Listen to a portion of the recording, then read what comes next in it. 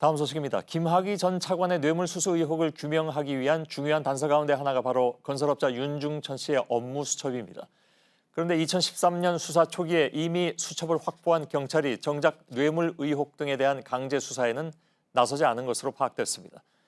김 전 차관과 윤 씨가 유착한 정황이 뚜렷해지는 상황에서 뇌물 단서를 포착하기 위한 계좌 추적 등이 제대로 이루어지지 않은 것입니다. 당시 어떤 일이 있었던 건지 강현석 기자가 보도해드립니다. 경찰은 2013년 3월 김학의 전 법무부 차관과 어울리던 건설업자 윤중천 씨의 강원도 원주 별장을 압수수색했습니다. 여기서 여러 인사의 명함과 윤 씨의 업무 수첩도 확보했습니다. 수첩엔 골프를 함께 쳤다는 등 여러 일정이 적혀 있었습니다. 당시 김 전 차관은 윤 씨가 준 대포폰을 사용하던 것으로 파악된 바 있습니다. 이에 더해 수첩까지 나오면서 두 사람의 유착 정황이 더 뚜렷해졌습니다. 하지만 당시 경찰 수사팀은 김 전 차관과 윤 씨의 돈 거래 여부 등을 파악하기 위한 강제 수사에 나서지 않았습니다.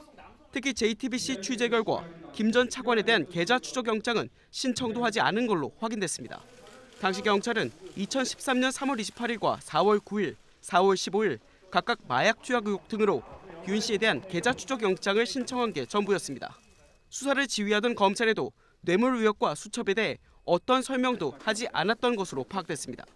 이와 관련해 당시 수사팀 관계자는 계좌 영장을 신청하지 않은 건 인정하지만 해도 소용이 없던 상황이었다고 주장했습니다. 특히 김 전 차관에 대한 출국 금지 신청이 잇따라 기각되면서 성범죄 의혹 하나도 제대로 파헤치기가 쉽지 않았다고 했습니다. JTBC 강혜석입니다.